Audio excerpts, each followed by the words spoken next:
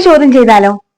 15,000 രൂപ ഒരു ബാങ്കിൽ നിക്ഷേപിക്കുന്നു സാധാരണ പലിശയ്ക്ക്. 2 വർഷം കഴിയുമ്പം പലിശ ഇനത്തിൽ 1,650 രൂപ നമുക്ക് കിട്ടുന്നു. അങ്ങനെയാണെങ്കിൽ പലിശ നിരക്ക് എത്ര എന്നുള്ളതാണ് ചോദ്യം. അപ്പൊ നമുക്കിവിടെ കണ്ടുപിടിക്കേണ്ടത് സാധാരണ പലിശ എന്നുള്ള ഒരു ചോദ്യത്തിൽ പലിശ നിരക്കാണ് നമുക്ക് കണ്ടുപിടിക്കേണ്ടത്.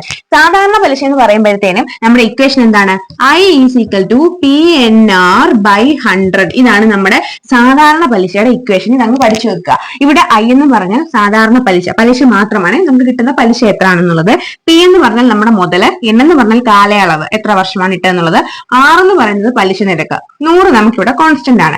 ഇനി ഈ I ആണ് കണ്ടുപിടിക്കേണ്ടെങ്കിൽ ഇത് മൂന്നും തന്നിട്ട് നമുക്ക് ഈ ഇക്വേഷൻ ഇട്ട് കണ്ടുപിടിക്കാം. ഇനി ഇതല്ല, നമുക്ക് ഈ പറയുന്ന മൂന്നെണ്ണത്തിൽ ഏതെങ്കിലും ആണ് കണ്ടുപിടിക്കേണ്ടെങ്കിൽ ഇക്വേഷൻ ഒന്ന് ചേഞ്ച് ചെയ്യും.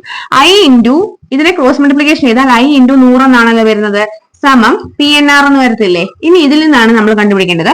ഓരോന്നും P ആണ് കണ്ടുപിടിക്കേണ്ടെങ്കിൽ ഇത്രയും ഭാഗം ഈ ബാക്കിയുള്ളത്, N കണ്ടുപിടിക്കേണ്ടെങ്കിൽ ഇത്രയും ഭാഗം ഈ ബാക്കിയുള്ള PUR.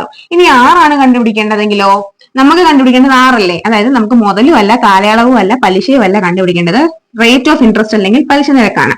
ആ R സമം നമുക്ക് എങ്ങനെ എഴുതാം? I ഇൻറ്റു 100 ഈ ഭാഗം എഴുതി, ഭാഗം ഇതിന്റെ ബാക്കിയുള്ള Pയും Nഉം, അതായത് R = I × 100 by PN ആണ് നമ്മുടെ ഇക്വേഷൻ എന്ന് പറയുന്നത്. ഇനി ഇതിൽ ഓരോന്നിലും വാല്യൂ ഇട്ട് കൊടുത്താൽ മതി.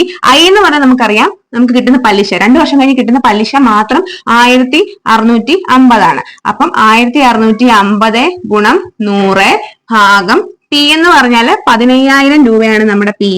15,000 ഇൻറ്റു N എന്ന് പറഞ്ഞാൽ 2 വർഷമാണ്. അപ്പൊ നമ്മൾ 2 എഴുതി. ഇനി നമുക്കത് കണ്ടുപിടിച്ചാൽ മതി. ഇനി പൂജ്യങ്ങളുള്ളതൊക്കെ വെട്ടിക്കളയാം. മേളിൽ ഒരു 0 താഴെ ഒരു 0 വെച്ചിട്ട് നമുക്ക് ഈ 3 പൂജ്യങ്ങൾ വെട്ടിക്കളയാം.